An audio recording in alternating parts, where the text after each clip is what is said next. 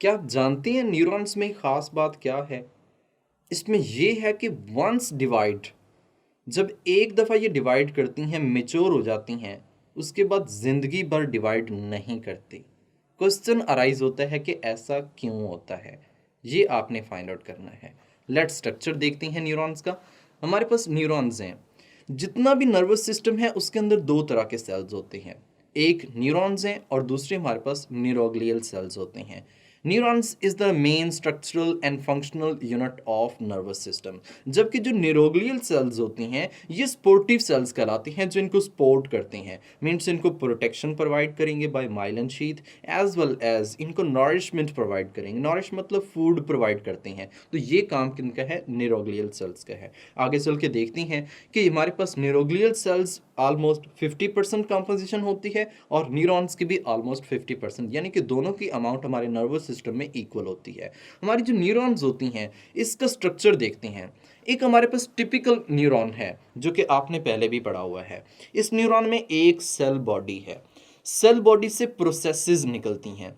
इन processes को हम क्या नाम देते हैं? डिफरेंट नेम्स हैं। तो टू मेन प्रोसेसेस हमारे पास आती हैं। एक जो ऊपर की तरफ निकल रही हैं और एक जो नीचे की तरफ निकल रही हैं। जो ऊपर की तरफ छोटी छोटी सी हैं, स्मॉल एंड मैनी, इनको हम डेंड्राइट्स के नाम से मेंशन करते हैं। Small and many.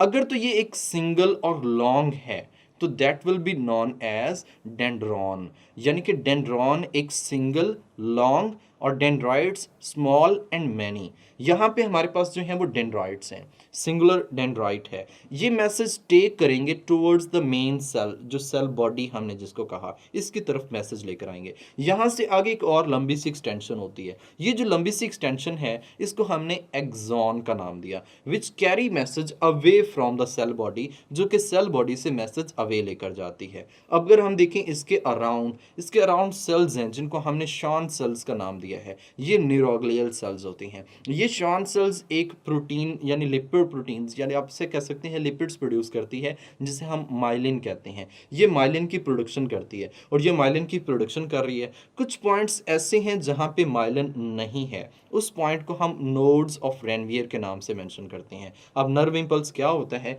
एक नोड से दूसरे नोड से तीसरे node, node to node jump करता है। ऐसे नर्व इंपल्स को हम सल्टेटरी नर्व इंपल्स, और ऐसे न्यूरॉन फाइबर को हम माइलिनेटेड न्यूरॉन फाइबर्स के नाम से मेंशन करते हैं। बात कर रहे थे हम एक न्यूरॉन की। इस न्यूरॉन की जो सेल बॉडी है उसके अंदर न्यूक्लियस है और इसके अंदर एक निसल्स ग्रेन्यूल्स होते हैं। निसल्स ग्रेन्यूल्स क्या हैं? These are the combination of ribosomes, group of ribosomes attached with rough endoplasmic reticulum and Golgi apparatus। इनकी कलेक्शन को हमने निसल्स ग्रेन्यूल्स का नाम दिया, जो यहाँ पे मौजूद हैं। नीचे जो हमारे पास एक्सोन है, एक्सोन का जो साइटोप्लाज्म होता है उसको हम एक्सोप्लाज्म के नाम से मेंशन करते हैं। इस एक्सोप्लाज्म के अंदर माइक्रोट्यूब्यूल्स, न्यूरोफिब्रिल्स, माइटोकॉन्ड्रिया और बाकी रफ एंडोप्लाज्मिक रेटिकुलम, ये स्ट्रक्चर सारे जो हैं ये किसके अंदर मौजूद हैं? एक्सोन के अंदर, एक्सोप्लाज्म के अंदर एग्जिस्ट करते हैं। तो ये हमारे पास एक टिपिकल न्यूरॉन का स्ट्रक्चर हमने देखा है, जिसमें डिफरेंट पार्ट्स, मेन 3 पार्ट हमने बात की। सबसे पहले डेंड्राइट्स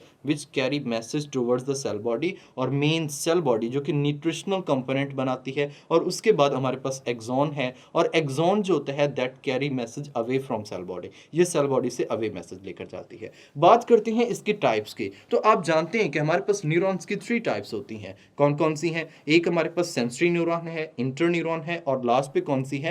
मोटर न्यूरॉन है। सेंसरी न्यूरॉन्स की बात करें तो ये मैसेज कैरी करती हैं फ्रॉम रिसेप्टर टू सीएनएस। जबकि इंटर न्यूरॉन्स, इनका और नाम भी है। इसको हम associative neurons, association neurons, relay neurons, या फिर हम इसे इंटर न्यूरॉन्स के नाम से भी मेंशन किया है। That is present in our CNS. ये हमारे सीएनएस के अंदर मौजूद होती हैं। लास्ट पे हमारे पास है कौन सी neurons? Motor neurons. Motor neurons जो होती हैं ये सेंट्रल नर्वस सिस्टम से मैसेज इफेक्टर तक लेकर जाती हैं। ये मेन होती हैं जो इफेक्टर तक मैसेज लेकर जाएंगे और इफेक्टर को एक्शन परफॉर्म करेगा, जिससे आगे रिस्पॉन्स प्रोड्यूस होगा। अब हम इन तीनों को वन बाय वन स्ट्रक्चर देखते हैं। सबसे पहले हमने बात की सेंसरी न्यूरॉन्स की। ये जो सेंसरी न्यूरॉन्स होती हैं ये एक सिंगल फाइबर है और एक सिंगल सेल बॉडी इसके साथ मौजूद होती है। आप देख रहे होंगे कि ऊपर वाला जो स्ट्रक्चर इसमें मौजूद है that is an a long and single. अब ये जो लॉन्ग एंड सिंगल है that is known as dendroid, except it tips. इसकी जो टिप्स आप देख रहे हैं वो थोड़ी सी एक्सपेंडेड है, लेकिन उसके बाद एक ही फाइबर है जो सेल बॉडी तक आता है। ये मैसेज वहां से रिसेप्टर से सेल बॉडी तक लेकर आता है, इसको हमने डेंड्रॉन का नाम दिया। ये जो डेंड्रॉन है इसका स्ट्रक्चर बिल्कुल सिमिलर होता है एक्सॉन से, लेकिन चूंकि मैसेज ये टूवर्ड्स सेल बॉडी लेकर आता है इसलिए इसका नाम क्या रखा गया, डेंड्रॉन। और डेंड्रॉन भी माइलिनेटेड हो सकता है। नेक्स्ट अगर हम बात करें तो हमारे पास है एक्सॉन। एक्सॉन जो है ये सेल बॉडी से ऑनवर्ड मूव कर रहा होता है। ये सेल बॉडी से ऑनवर्ड आगे कहां तक जाएगा, सीएनएस तक जाएगा, सीएनएस तक मैसेज प्रोवाइड करेगा। तो ये हमारे पास सेंसरी न्यूरॉन्स जिसका एक सिंगल फाइबर हमारे पास अपीयर होता है। बात याद रखिएगा, हम अगर सीएनएस की बात करें तो सीएनएस में स्पाइनल कॉर्ड है। स्पाइनल कॉर्ड की एक रूट होती है जिसे हम डॉर्सल रूट कहते हैं। इस डॉर्सल रूट के अंदर ये सेंसरी नर्व मौजूद होती है, और इसका जो गैंग्लियन होता है वो भी किसके अंदर मौजूद होता है, सेंसरी डॉर्सल रूट के अंदर मौजूद होता है। अच्छा, दूसरी हमारे पास टाइप आती है मोटर न्यूरॉन्स। मोटर न्यूरॉन्स ने आपने देखा कि एक प्रॉपर सेल बॉडी है और उसके बाद एक लॉन्ग एक्सॉन मौजूद होता है। इसका एक्सॉन 1 मीटर से भी ज़्यादा लंबा हो सकता है, क्योंकि इसने सीएनएस से मैसेज कहाँ तक लेकर जाना होता है, इफेक्टर तक लेकर जाना होता है। लास्ट टाइप हमारे पास है इंटर न्यूरॉन्स की। इंटर न्यूरॉन्स जो होती हैं इसमें दो तरह की अपीयरेंस आएगी, या तो ये स्पाइनी लुक देंगे या फिर ये ट्री लाइक अपीयरेंस देंगे। ट्री लाइक अपीयरेंस मतलब इस तरह से ट्री बना हुआ है, ऊपर से एक्सपेंडेड है, नीचे एक फाइबर है, और स्पाइनी लुक में इस तरह से एक स्पाइन जैसे होता है, बिल्कुल उस तरह की अपीयरेंस होती है। सो अभी हम एक लास्ट पॉइंट जो कि बहुत इंपॉर्टेंट था, कौन सा, कि ये जब एक दफ़ा फुली डिवाइड हो जाती हैं, मेच्योर हो जाती हैं, उसके बाद फिर फर्दर डिवाइड कभी नहीं करती। लेकिन एक बात याद रखिएगा कि ये रीजनरेट कर सकती हैं, यानी कि जो उसका मेन हमारे पास सेल बॉडी है अगर वो इंटैक्ट रहती है, इसके एक्सॉन डेंड्रॉन कट भी जाते हैं तो उनको दोबारा बना लेगी। लेकिन वंस सेल बॉडी अगर डेड हो गई, उसमें डैमेजिंग हो गई, तो कभी भी ये अपने आप को दोबारा डेवलप नहीं करवा सकती। Question is that why. लेकिन नेक्स्ट हम डिस्कस करेंगे कि हमारे पास ये किस तरह से प्रोसेस है, एक मैकेनिज्म किस तरह से फॉलो होता है, इफेक्टर में कैसे शामिल है, रिफ्लेक्स एक्शन और रिफ्लेक्स आर्क क्या होता है।